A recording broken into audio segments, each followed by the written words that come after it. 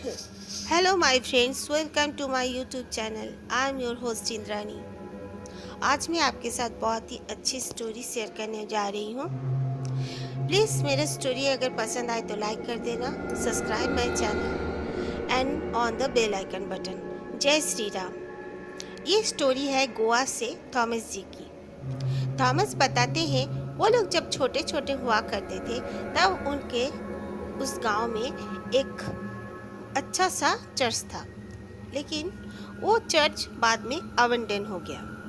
वो चर्च में ना कोई आना जाना करते थे और ना ही कुछ। वो लोग उस चर्च के सामने एक लॉन था, वहाँ पे रोज क्रिकेट खेलने जाया करते थे। क्रिकेट खेलते थे, घूमते थे, फिरते थे और सामने एक झील थी। वो झील में भी हम लोग बहुत मस्ती करते थे। पर वो चर्च बंद ही रहता था। वो चर्च बंद होने के बावजूद लगता था कि अंदर कोई कोई है। उस चर्च की एक कहानी थी, इसीलिए उस चर्च को बंद कर दिया गया था। एक बार फादर सुबह जब आकर चर्च ओपन करके उन्होंने देखा चर्च में कुछ क्रॉस जो होते हैं वो क्रॉस उल्टी थी। इसीलिए फादर ने कहा ये चर्च में और हम प्रे नहीं करेंगे, यहाँ प्रेयर्स नहीं करेंगे, हम दूसरे चर्च में ही चले जाएंगे। तो उन्होंने दूसरे जगह में अपना चर्च शिफ्ट कर लिया। वो चर्च काफ़ी आबादी से हटके जंगल के बीच में था। बच्चे बट वहाँ पे खेलने जाया करते थे। चर्च बहुत ही नीट एंड क्लीन लगता था बाहर से, अंदर से भी, लेकिन वो चर्च बंद रहती थी। एक बार की बात है, थॉमस और अपने फ्रेंड्स के साथ खेल रहे थे। थॉमस तो एक लड़का आया, 4-5 साल का करीब का लड़का आकर बोलने लगा मैं भी आप लोग के साथ खेलूँगा। तो वो लोग बोले ठीक है, तुम्हारा नाम क्या है? तो उसने अपना नाम मार्कस बताया और खेलने लगा। खेलते खेलते वो लड़का बोलने लगा कि अब 6:30 बज गए हैं, आप लोग घर जाओ, वरना मेरे डैड आएंगे, आपको देखेंगे तो मेरे डैड आपको मार डालेंगे। तो ये लोग बोले तुम्हारे डैड कौन है और क्यों मार डालेंगे, हम तो यहाँ हमेशा खेलने आते हैं। बोला कि नहीं, पहले हम लोग यहाँ नहीं रहते थे। मेरी मम्मी कहती है कि हमारे डैड जो है, मेरे डैड वो इंसान नहीं है, वो दूसरे दुनिया के हैं, तो इंसानों को वो मार डालते हैं। हम लोग उसका इस तरह बहकी बहकी बातों से हम लोग हंसने लगे। तो वो रोने लगा और बोला कि चले जाओ यहाँ से, तुम लोग प्लीज़ चले जाओ, हमें रिक्वेस्ट करने लगा। तो हम लोग आ गए। फिर दूसरे दिन गए तो हम देखते हैं मार्कस कल से ज़्यादा बड़ा दिख रहा है। 4-5 साल की जगह 7-8 साल का दिख रहा है। हमें ताज्जुब तो हुई, लेकिन हमने कहा कि ये क्या मार्कस, तुम ही मार्कस हो या तुम्हारा छोटा भाई है, तुम उसके बड़े भाई हो? तो उसने कहा नहीं नहीं, मैं ही मार्कस हूँ, मैं तुम्हारे जैसे इंसान का बच्चा नहीं हूँ। वो खुद को अपना एक डेविल का बच्चा बताने लगा। हम लोगों ने ये सुना, 4-5 दिन ऐसे सुना और ठीक 6:30 बजने से हमें भगाने लगता। तो हम अपने पेरेंट्स के साथ ये बात किए। हमारे पेरेंट्स के साथ ये बात करने पर हमारे पेरेंट्स फादर से जाके बात किए। फादर ने कहा कि बच्चों को वहाँ पे खेलने जाने के लिए मना करो, ये वो एक अबंडन चर्च बन चुका है। बाय द वे वो और अच्छी जगह नहीं रही, पर हम लोगों ने ऐसा कुछ भी फील नहीं किया था वहाँ पर। हम फिर भी वहीं पे जाकर खेलना चाहते थे। बट एक दिन की बात है, तब क्रिसमस थी। हम लोग रात को काफ़ी मज़े कर रहे थे, घूम रहे थे। रात के 11 साढ़े 11 बज गए थे। हम लोगों ने कहा चलो हम लोग वहाँ पर जाके बातचीत करते हैं। हम लोग सब मैट्रिक भी दे चुके थे तब तक।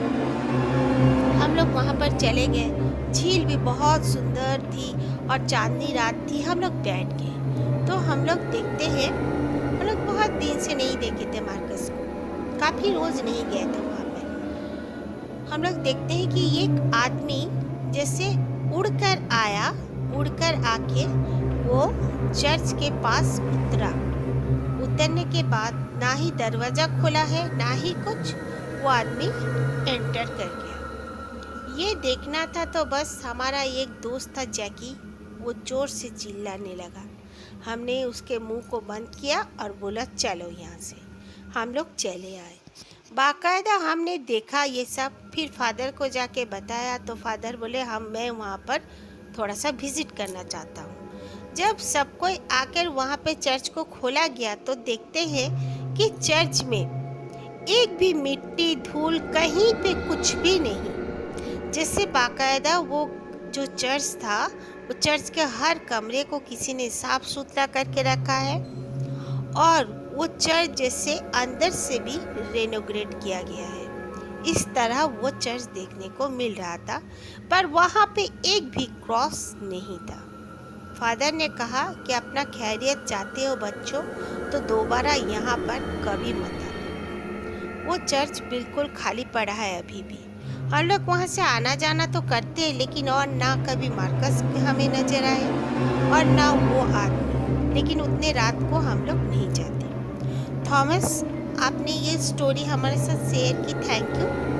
बट मुझे कुछ समझ नहीं आया थॉमस कि ये स्टोरी आपने जो कहा है, ये डेविल का बच्चा, इसमें हर कोई बिलीव नहीं करते, फिर भी ऐसा होता है, हमने पिक्चरों में देखा है बहुत ही, लेकिन ऐसे हकीकत में मुझे नहीं पता है। सॉरी। बाय द वे, आपने मेरे साथ शेयर किया तो मैंने अपने लिसनर्स के साथ शेयर कर दिया, थैंक यू। ये दूसरी स्टोरी है सवाना का। सवाना कहती हैं उनकी एक सहेली थी, उसका नाम था रानी। रानी बहुत ही खूबसूरत थी। रानी हरदम बहुत ज़्यादा बातें करने वाली और घूमने वाली, फिरने वाली, अपने मॉम की बात भी ज़्यादा नहीं मानती थी। उसका एक बड़ा भाई था, उसके 11 साल बाद रानी उनके पेरेंट्स का हुई थी, इसीलिए वो बहुत ही सर चढ़ी रहती थी हमेशा। एक बार की बात है, रानी ने उसकी मम्मी से जिद की कि वो डांस सीखेगी। उसकी मम्मी ने कहा, बेटा डांस तुम्हें इधर उधर जाके सीखने का ज़रूरत नहीं है, डांस सेंटर रुको। वो टीचर बोली है कि अभी ज़्यादा बच्चे हैं, बाद में जब कम हो ज़्यादा बच्चे निकल जाएंगे, उनका पूरा हो जाएगा कुछ बैच का, तब वो तुम्हें ले लेंगे। तो वो जिद करने लगी, नहीं। एक कोई टीचर थी वहाँ पे, सम्मी टीचर नाम की, उनके पास वो सीखना जाना चाहती थी। वो उसकी मम्मी फिर उसको लेके चले गए, बोले ठीक है चलो। तो वो मम्मी के साथ गई, टीचर का घर जाती थी। उस टीचर के घर जब गई, उसकी मम्मी को बहुत ही अनकंफर्टेबल फील हुआ। वो आकर बोली कि बेटा इसके पास तुम जाओगी, किस तरह बात कर रही थी और सर पे टॉवल जड़ी हुई थी, मुझे कुछ समझ में नहीं आया, तुम्हारी टीचर इस तरह क्यों थी। उसने कहा कि जरूर वो बात ली होगी, छोड़ो ना मम्मी, हमारी टीचर बहुत अच्छी है। बोलकर उसने बात को काट दिया। बोला मम्मी मैं कल से जाऊंगी। बोले ओके। तो वो गई। वो लगातार 1 हफ्ता जाने लगी। धीरे धीरे उसकी मम्मी देखती है कि उसके आंखों के नीचे काले घेरे और यहाँ तक कि उसके बाल भी सफ़ेद होने लगे, उसके रंग पीला पड़ने लगे। उसकी मम्मी ने कहा ये क्या हुआ, ऐसे क्यों दिख रही है, जरूर तुम बीमार हो रही हो। उसे डॉक्टर के पास ले गए। डॉक्टर ने बहुत टेस्ट वेस्ट भी किया, लेकिन उसको कुछ बीमारी नहीं निकला, सब नेगेटिव था। तो डॉक्टर्स बोले कि नहीं आपकी बेटी बिल्कुल ठीक है, थोड़ा खाना वाना भालो अच्छा से खिलाइए, थोड़ा एक्सरसाइज करो बेटा, वॉकिंग करो, देखो ठीक हो जाओगे। ऐसे करते करते महीना भर पार हो गया और तब तक उसकी हालत बहुत ही खराब हो चुकी थी। रानी यहाँ तक कि उसकी वॉकिंग में भी स्लो हो गया था, वॉकिंग भी तेज नहीं था।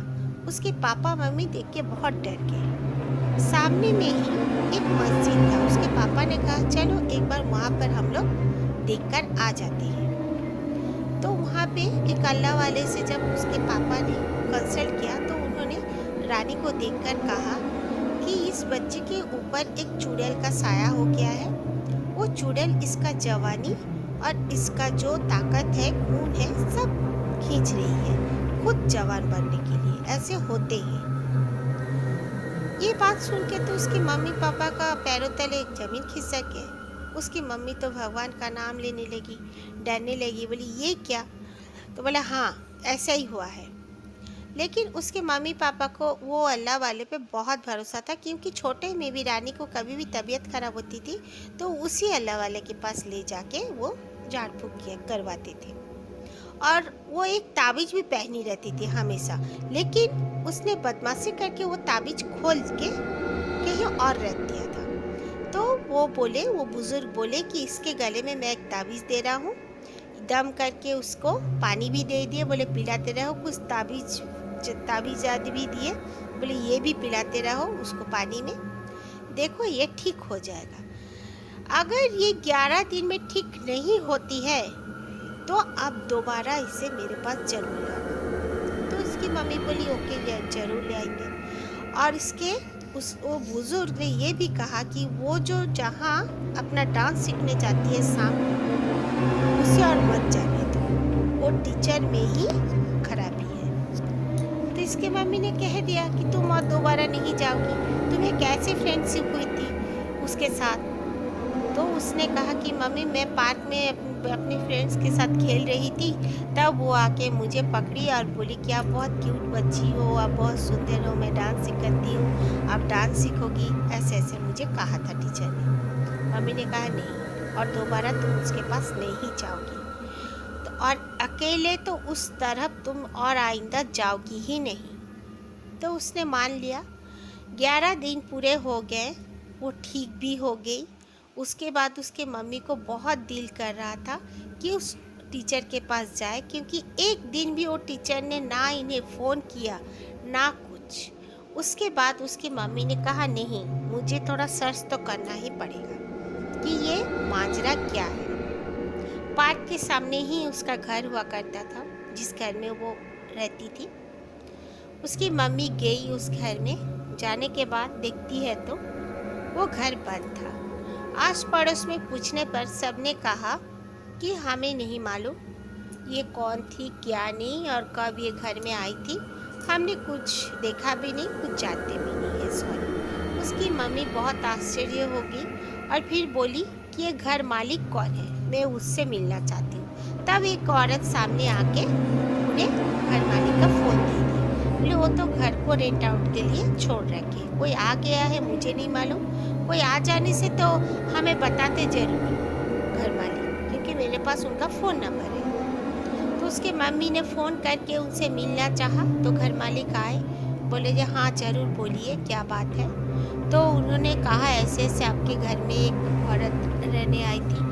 तब उन्होंने कहा ऐसा मेरे साथ कुछ नहीं हुआ, ये 3 मंथ्स हो चुके हैं, ये घर बिल्कुल खाली है मैडम, अब तक ये रेंट में नहीं लगा है। ये सुनने के बाद रानी की मम्मी को समझ में आया कि हाँ, उनके साथ बहुत ही बड़ा धोखा हो रहा था। बाल बाल वो गॉड ब्लेस बच गई है। Thank you my friends. जय श्री राम।